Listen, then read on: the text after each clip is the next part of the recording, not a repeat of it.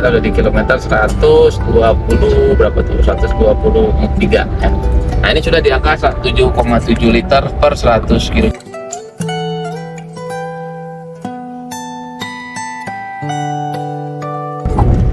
Halo teman-teman, jadi sesuai janji kita ya, jadi kita nih lagi pengalaman berkendara menggunakan Hyundai Getz 2 pintu ya. Nah, jadi di sini Hyundai Getz 2 pintu ya, coba teman-teman lihat di sini ya. Nah, ini tuh dia ada konsumsi BBM ya. Konsumsi BBM-nya saat ini ada di 10,0. Jadi tadi pas kita di Jakarta, sekarang kita manasin itu sempat 1:17 liter per 100 kilo. Nah, sekarang udah 110. Nanti sepanjang perjalanan kita akan cek ya. Jadi ini udah mulai turun terus ya, karena kita stabil. Nah, ntar ini kita baru di kilometer 18. Nah, coba dilihat ya. Nah, kilometer 18 kita lagi lewat MBZ. Nah, jadi balik lagi ya. Nah, jadi uniknya Getz, kita kan pengalaman berkendara ya. Yang pertama adalah uniknya Getz itu adalah ini nih. Jadi Getz itu punya armrest. Jadi bener-bener si driver itu nyaman banget ya. Jadi ini kalau ditaruh nih, dia langsung masuk posisinya ke persteleng ya, langsung. Nah, terus di sini ada namanya overdrive ya.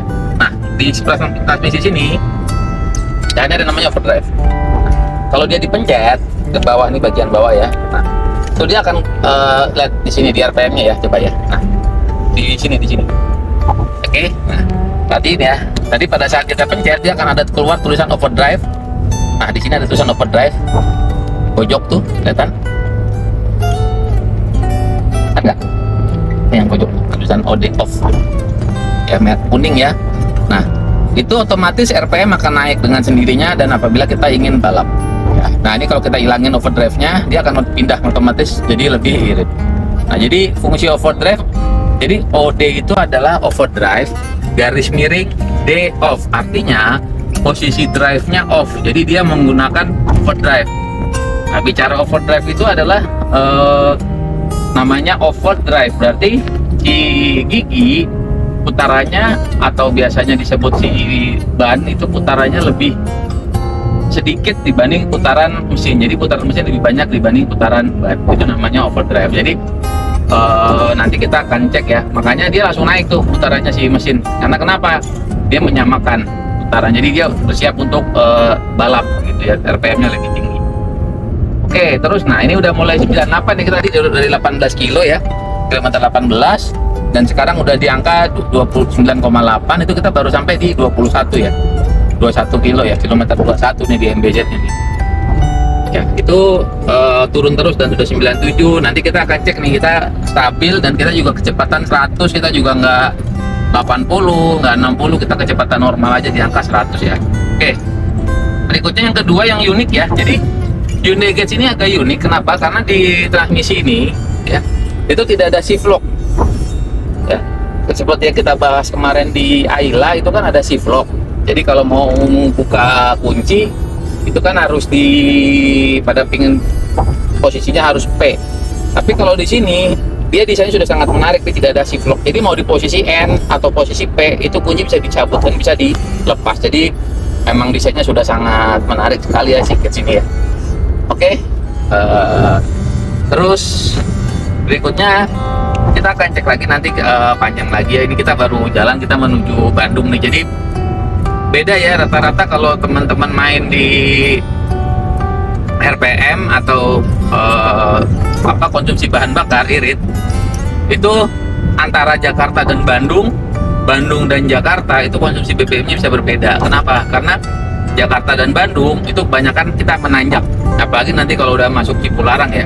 Dan Bandung Jakarta itu kebanyakan menurun. Ya, terakhir Getz ini di arah Bandung Jakarta kita pakai itu bisa di angka 1, di situnya angkanya jadi 6,2, artinya bisa dapat 1,15 sampai 1:16 ya. Oke, jadi kita akan lihat lagi, bahas lebih panjang lagi. Mungkin teman-teman ada yang mau tanya nih, gimana sih pengalaman berkendara menggunakan Getz ini gitu ya. Jadi Getz ini dia adalah sistem DOAC ya. DOAC itu adalah nanti ada gambar ya di atas ini. DOHC itu adalah singkatan dari Direct Overhead Cam. Ya, artinya posisi katup dan posisi camshaft itu katupnya di bawah, camshaftnya di atas. Itu namanya OHC. Ada lagi satu lagi namanya OHV. OHV itu adalah overhead valve. Nah, ya berarti over. Nah, namanya over itu kan lebih ya. Head itu kan kepala. Nah, valve. Nah, berarti katup. Nah, kalau OHV, V itu berarti yang di atas itu adalah valve-nya. Camnya itu di bawah. Nah, biasanya ciri-ciri mobil yang OHV itu adalah mobil-mobil yang membutuhkan torsi besar. Minibus, EPV itu biasanya menggunakan OHV. Tapi untuk yang sistem OHC itu biasanya adalah mobil-mobil yang berfungsi untuk RPM, karena kemiringan, bukan kemiringan, apa bahasanya, kesalahan dalam pergerakan itu bisa diminimalisir. Karena kenapa? Karena si camshaft itu langsung nempel dengan katup ya. Sedangkan pakai OHV biasanya dia menggunakan pushrod lagi panjang. Nanti gambarnya seperti ini ya. Jadi ini OHV, ini OHC ya. Oke. Terus nah, si Getz ini, Hyundai Getz ini menggunakan DOHC, artinya dual atau double ya. Nah, jadi camshaftnya itu double sehingga membuat pembakarannya sangat-sangat sempurna ya. Oke, terbukti ya. Ini kita udah 27 ya. 27. Nah, ini udah di 27. Tadi kita udah bicara sekitar berapa menit itu ya? 6 menit ya. Nah, itu 27 dan ini sudah di angka 9,4 km per 9,4 liter per 100 kilo. Jadi udah lebih dari 111. Padahal speed kita stabil dari tadi 100 dan kita juga nggak pelan-pelan banget, kita ngebut kanan kiri kita susul ya gitu ya. Dan di MZ ini kan jalannya agak naik turun ya. Jadi untuk kenyamanan ini sangat baik ya. Nah, jadi untuk speknya Hyundai Getz adalah ini akan kita tampilkan ya. Nah, ini mesinnya, speknya seperti itu. Dan untuk transmisinya dia menggunakan sama seperti kemarin ya, jadi mobil kecil ya, PRND 2L. Jadi berikutnya ini kita juga di sini di sini kita ada pemanas kaca ya. Jadi ini fungsinya adalah pemanas kaca belakang. Biasanya digunakan pada saat mobil dalam kondisi luarnya lebih dingin dibanding dengan dalamnya. Pak, terus gimana nih men, kalau misalnya kaca depannya? Nah, biasanya kaca depan tuh pakai ini nih, kaca depan ya. Jadi kaca depan, kalau kita pengen biar kaca depannya misalnya ada luarnya berembun nih ya kan, dalamnya berembun karena luarnya lebih dingin, dalam lebih panasnya, biasanya kita putar di sini. Pada saat diputar sini, dia akan keluar AC dari kisi-kisi di depan situ, panjang ya, kelihatan di depan sini nih, di bawah ya kan. Nah, itu dia arti dia akan mendinginkan si kaca bagian depan. Jadi ini fungsinya bukan pemanas ya, jadi adalah fungsinya menghilangkan embun bagian depan. Nah, yang untuk yang ini biasanya kaca belakang. Oke.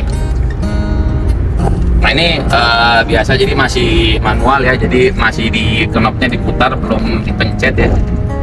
Berikutnya untuk Getz ini ya, ini berhubung nggak hujan ya, jadi kita bahasnya sedikit juga. Jadi dia sudah menggunakan si wiper ini yang untuk yang depan itu sudah ada intermittennya, jadi bisa low, medium 1, medium 2 dan fast. Artinya bisa jadi dia gerak lama baru gerak lagi gitu ya, ada. Jadi ada intermittent sendiri ya, jadi itu seperti itu ya. Jadi nah, sekarang kita sudah di angka 32 kilo ya, 32, dan ini sudah di 9,1 liter per 100 kilo, hampir 111 lebih ya, 111 lah kurang lebih lah. Jadi Getz ini sebenarnya mobilnya sangat irit, reliable, dan menurut kami ya worth it lah untuk dipakai, disimpan, dan juga dikoleksi.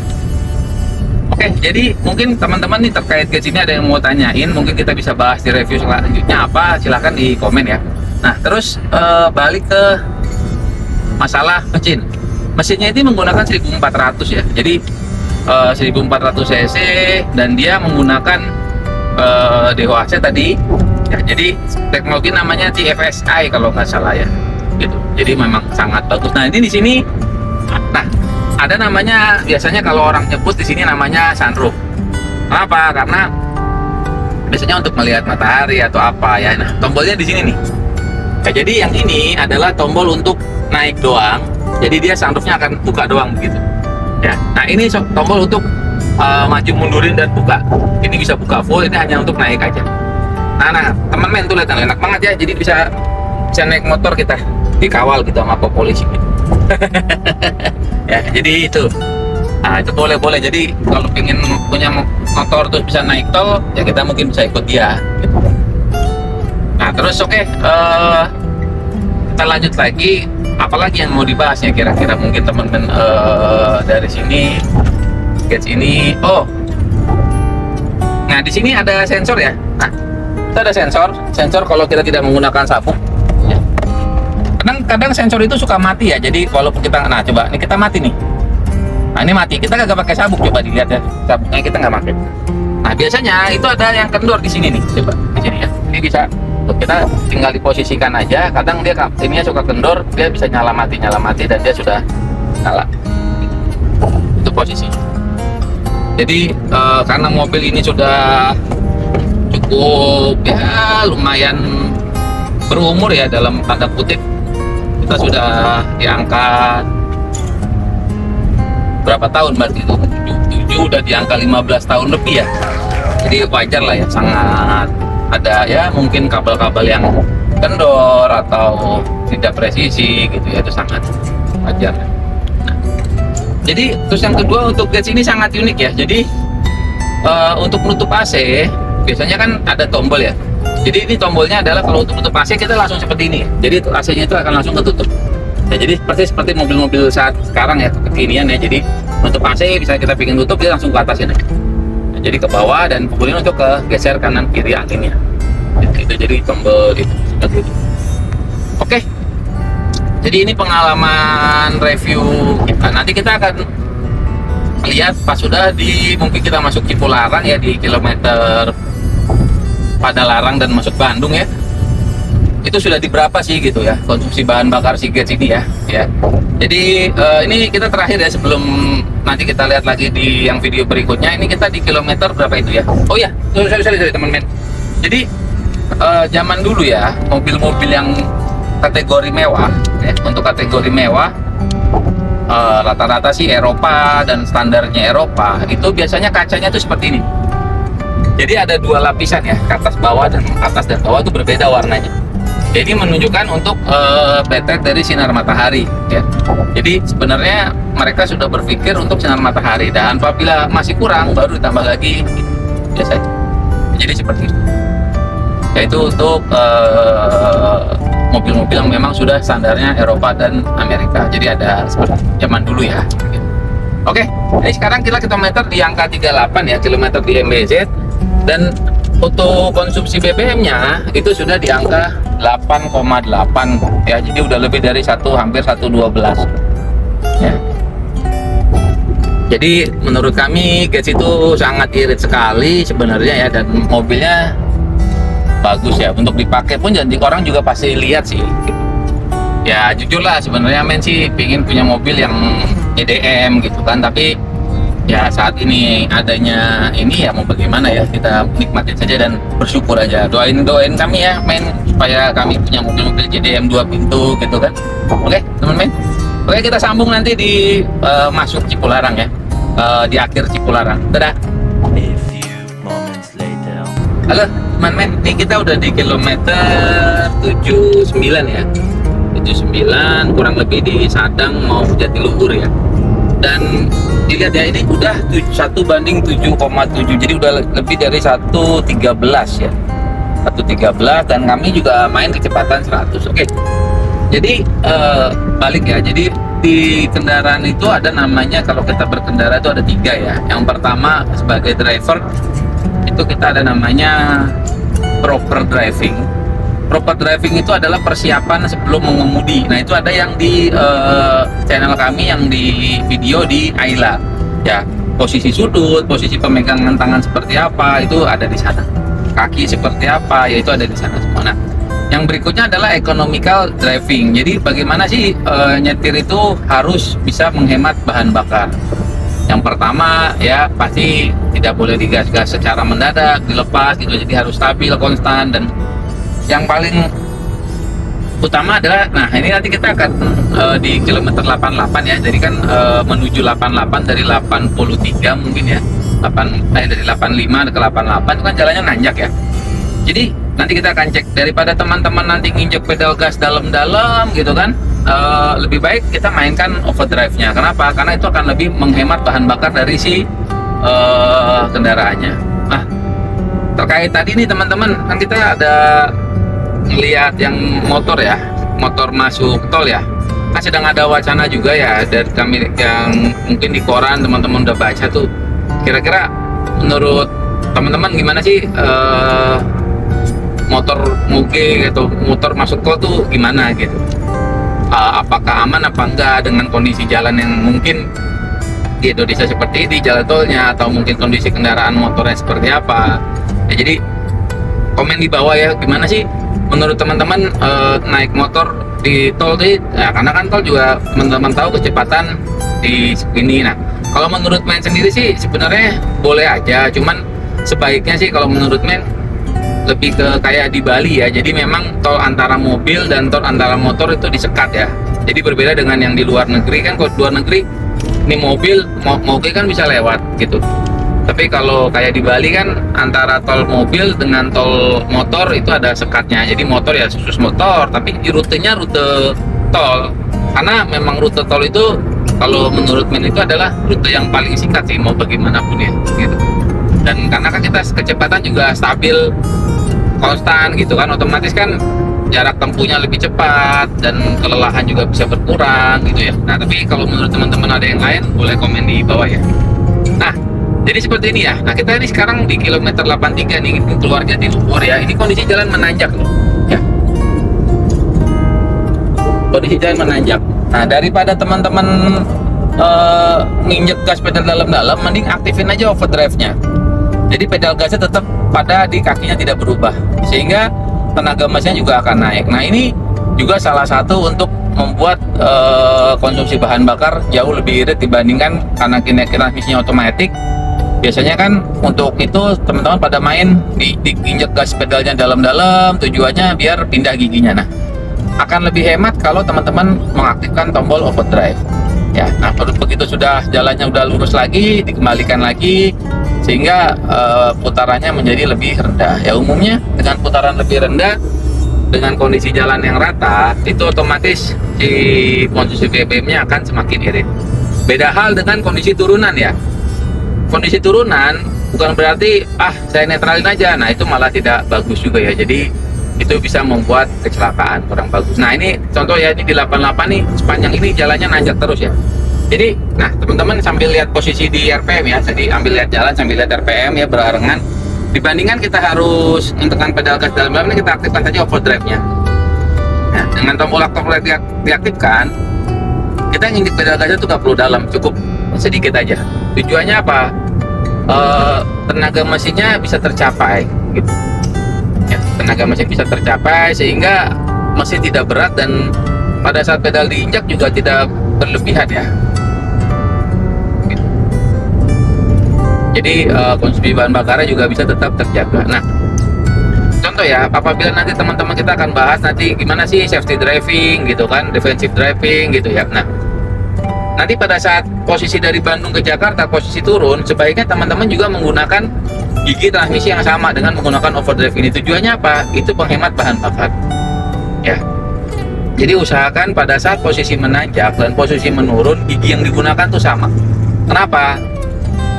Karena pada saat posisi menurun, jangan apalagi dinetralin, itu nggak bagus. Karena pada saat posisi menurun dengan posisi gigi yang sama dengan menanjak, itu sebenarnya yang menggerakkan adalah bukan mesin. Jadi mesin itu tidak menggerakkan roda, tapi roda yang menggerakkan mesin. Ya, nanti mungkin kalau ingin teman-teman lebih detail lagi, nanti kita akan cek beberapa opsi dengan menggunakan alat ya. Jadi memang itu terbukti kalau dengan gigi yang sama di posisi yang turunan dengan tanjakan itu malah bahan bakarnya lebih hemat gitu. Jadi bukannya lebih boros gitu ya. Nah, ini karena ini tidak kuat, ini dia sudah pakai overdrive nggak kuat, ini kita naikin aja, turunin giginya, nanti kita balikin lagi. Ya, ini akan lebih hemat bahan bakar dibandingkan dengan kita harus menginjak pedal gas lebih dalam lagi. Tujuannya apa? Biar mendapatkan torsi. Nah, itu jangan. Kenapa? Karena balik lagi ya. Jadi si Getz ini adalah mobil yang bisa dibilang DOHC, berarti yang dikejar bukan torsinya ya, gitu. Tapi yang dikejar adalah speednya. Jadi mobilnya diusahakan jarak jauh tinggi, tapi pada saat jalan menanjak dia akan lebih berat. Ya, beda dengan mobil-mobil yang ini tadi apa OHV ya. Jadi mobil yang minibus, mobil yang MPV itu banyak OHV. Tujuannya apa? Kayak biar rata-rata tuh, terutama mesin-mesin diesel ya, diesel yang kecil itu kebanyakan menggunakan OHV. Kenapa tujuannya? Mereka butuh tenaga yang besar gitu untuk bisa mengangkut barang, untuk apa. Nah, untuk Getz ini menggunakan OHC. Oke ya, jadi dengan konsumsi bahan bakar yang mungkin 1:13, ini posisi adalah Jakarta ke Bandung. Artinya kalau Bandung ke Jakarta dengan jalanan yang banyak lebih menurun, pasti akan lebih irit lagi itu ya, bahan bakarnya konsumsinya ya si Getz ini. Terakhir sih men sempat pakai itu di angka 6,2 ya, 6,2 sampai 6,1 liter per 100 kilo. Kurang lebih berarti di angka 116 ya, 116. Dan itu men tetap pakai AC ya, tetap pakai AC, semua normal, AC seperti ini, terus kaca ditutup dan jalanan juga nggak pelan-pelan ya, 100 normal aja lah, 100 dengan speed normal gitu. Oke, nah ini tanjakan kedua yang cukup tinggi ya, yang di sini juga banyak kecelakaan ya, sempat beberapa kali, dan memang jalurnya juga kurang bagus ya. Jadi terutama dari arah Bandung ke Jakarta. Jadi ini kilometer 92 ya. Nah, nanti kita akan coba, dibandingkan kita harus menginjak pedal gas dalam, kita akan aktifkan kembali overdrive-nya ya. Nah, overdrive itu fungsinya untuk seperti itu. Jadi dibanding kita harus injak pedal gas, karena kan dia sudah menggunakan sensor, pada saat pedal injak otomatis mesin memerintahkan untuk menyemprot bahan bakar lebih pada komputer ya. Nah, untuk efeknya apa ya, jadi lebih boros gitu.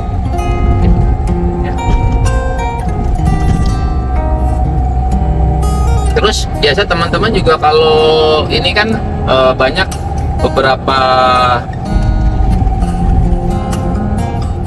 beberapa teman kan suka mesin itu sesekali harus namanya biasanya suka orang sebut itu Italian tune up. Nah, Italian tune up itu apa ya? Intinya adalah mobil dibuat dimaksimalkan di torsinya gitu, sehingga kerak-kerak yang tersimpan di dalam mesin itu terbuang gitu pada saat pembakaran ya. Makanya rata-rata orang yang sering mobilnya sering ngebut, sering apa, itu biasanya gasnya lebih enteng, mesinnya lebih enak. Kenapa? Karena kerak-kerak yang ada di dalam mesin itu udah terbuang bersama dengan pembakaran. Nah, ini kita di kilometer 92 ya, jadi men menggunakan overdrive dengan pedal gas yang diinjek hanya sedikit aja tuh ya, jadi dikit aja, jadi nggak main injek dalam-dalam ya. Ini kalau dalam tuh segini, nah ini main hanya segini aja. Tujuannya apa ya? Ini untuk menghemat bahan bakar ya, jadi torsinya dapat, bahan bakarnya juga tidak terlalu besar gitu ya. Jadi kira-kira seperti itu. Nah, balik ke Italian tune up tadi, apabila teman-teman memang ingin melakukan seperti itu ya, Italian tune up mungkin teman-teman banyak ya referensinya di beberapa channel YouTube lain. Cuman pastikan pada saat sebelum teman-teman melakukan itu, pastikan kondisi mobil prima ya, karena mobil itu bisa dibilang bekerja pada titik maksimal di situ. Jadi dibuat pada titik maksimal untuk bekerjanya. Jadi apabila kondisi mobil tidak maksimal atau ada yang kurang baik, bisa menyebabkan kerusakan yang bahkan lebih fatal dibanding sebelumnya gitu. Malah tadinya niatnya mau membersihkan kerak, malah akhirnya jadi turun mesin, malah akhirnya jadi bongkar transmisi, gearbox dan lain-lain. Oke ya, jadi kira-kira ini nanti akan kita sambung lagi ya di Padalarang ya. Nah, mungkin kan udah mulai masuk Bandung ya. Nah, ini pada saat tanjakan ya, coba dilihat tanjakan tadi karena main geber-geber ya, itu kita turun ya kilometernya. Jadi bahan bakarnya aja itu dengan konsumsi seperti itu aja sudah sedikit naik ya. bahan bakar 179, tapi masih di angka 113, 112,8, 12,6 lah ya, masih di angka 113 lah kurang lebih. Ya, oke, nanti kita lanjut lagi ya pada saat sudah mau di tol Bandung. Oke men, ya.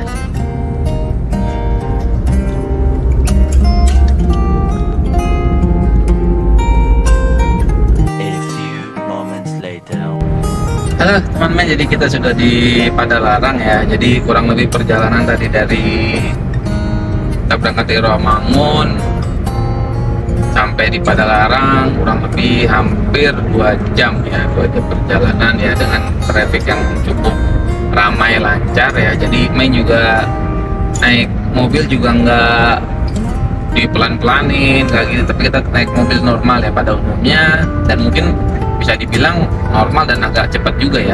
Ya jadi tadi selama perjalanan Jakarta Bandung itu ada 4 tanjakan ya. Yang pertama 88, 92, 97, dan terakhir tanjakan tadi Padalarang ya. Ya alhamdulillah ternyata gates ini sangat irit ya. Jadi dengan kecepatan yang cukup konstan, kami juga lumayan kencang, kami tetap mendapatkan di angka 1/7,8 liter per 100 kilo ya.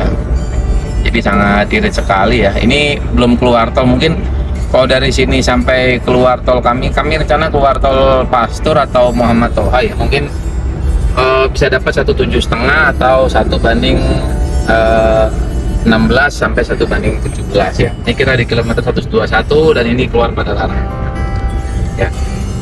Jadi memang menurut kami Hyundai ini dibuat memang penuh dengan pertimbangan, dan standarnya juga tidak main-main ya. Jadi memang sangat baik sekali dari sisi fasilitas, dari sisi feature, dari sisi mesin, kaki-kaki ya.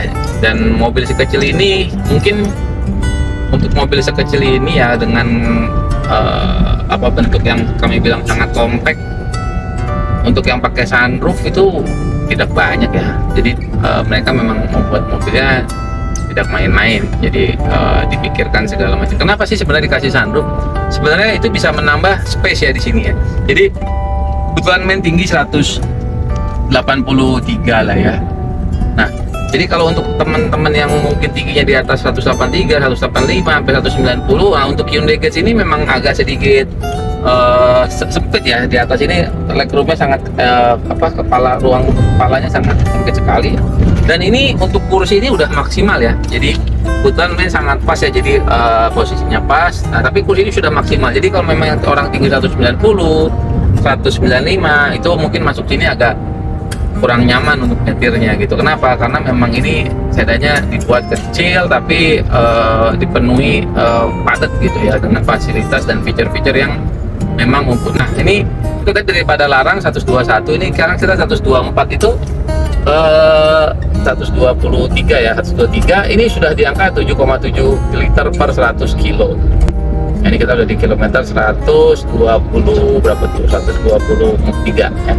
Nah, ini sudah di angka 7,7 liter per 100 kilo. Jadi menurut men ya, unit ini sangat bagus, reliable, mengingat unit ini sudah di angka 2008, 2007, berarti di angka hampir 15 tahun ya, 15 tahun, 14-15 tahun lah ya. Ya walaupun unit ini memang mendapat kilometernya sangat sedikit ya, belum nyampe 150.000, masih 130.000 ya, berarti kurang lebih per tahun hanya jalan 10-15.000 aja gitu per tahunnya. Artinya lah, kalau per tahun 10.000 berarti sebulannya berapa ya?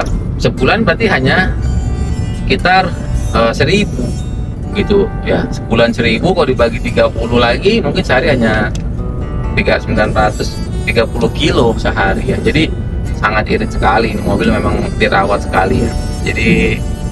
Jadi balik lagi ya, nanti di channel kami berikutnya kami akan kebetulan ada rekan yang memang memiliki unit yang sangat bagus, tangan pertama dari baru full orisinil, dan kita akan bahas siapa aja sih option apa yang harus dilihat pada saat itu ya. Nah, unit ini termasuk sebenarnya orisinil juga ya dari sisi mesin, cuman beberapa body ya ada lecet pemakaian lah gitu. Tapi Tapi untuk mesin, transmisi, kaki-kaki sangat baik ya, terbukti dengan kita berkendara saat ini konsumsi BBM-nya masih baik ya, terus juga kecepatan juga baik, tidak ada overheat, tidak ada kendala. Nah, jadi paling simpel ya teman-teman tuh kalau ngecek mobil itu masih kondisinya baik atau tidak kompresinya, itu ada dari bahan bakar.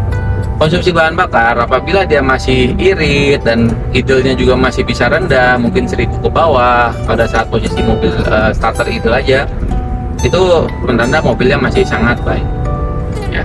Jadi semakin apabila mesin beberapa teman mungkin ada yang, aduh mobil saya boros banget ya, mobil saya gini-gini. Nah, biasanya coba cek kompresi dulu apakah kompresinya tidak baik, karena pada saat apabila ada kompresi yang bocor tidak baik, sehingga pembakaran untuk memukul piston itu menjadi tidak maksimal gitu. Jadi tenaga mesin itu tidak maksimal, ledakannya itu tidak maksimal untuk mendorong si mesin gitu, karena ada kebocoran di mana-mana. Nah, itu biasanya seperti itu. Jadi untuk ngecek mobil yang bagus, sebenarnya syarat pertamanya kita tes berkendara, tidak goyang, tidak limbung dan lain-lain. Yang keduanya adalah konsumsi bahan bakar. Apabila konsumsi bahan bakarnya irit, otomatis mobil tersebut bisa dipastikan masih baik dan layak pakai. Nah, dari situ mungkin teman-teman bisa menambah, wah cari mobil yang masih bagus, terus yang mobilnya langka, termasuk ke sini ya. Jadi Hyundai Motors Indonesia ini memasukkan mobil ini dalam waktu 3 tahun 2007, 2008, 2009 itu hanya 65 unit ya untuk mobil ini. Dan beberapa teman-teman kami juga, kita ada komunitas ya hanya karena satu memiliki mobil yang sama, jadi tujuannya apa ya, apabila ada kendala masalah kita bisa saling tukar-menukar informasi. Nah, itu kita baru ada sekitar 12 orang. Nah, apabila teman-teman mungkin memiliki mobil yang sama, ingin ini, silahkan kontak di kami juga ya, di IG kami ada, di YouTube kami ada, untuk ya kita menukar informasi. Oke, mungkin teman-teman ada yang ingin, aduh tolong bahas yang ini dong, bahas ini ya, kalau kita bisa akan kita coba bahas. Atau mungkin teman-teman ada yang mau tolong dong review mobil saya gitu, silahkan ya. Jadi kita terbuka dan itu semua free. Jadi channelnya untuk yang ini kita tutup ya. Terima kasih sudah, untuk yang sudah subscribe terima kasih, untuk yang belum silahkan subscribe, tekan loncengnya, tekan jempol ke atas, dan tetap selalu jadi teman main ya. Dadah.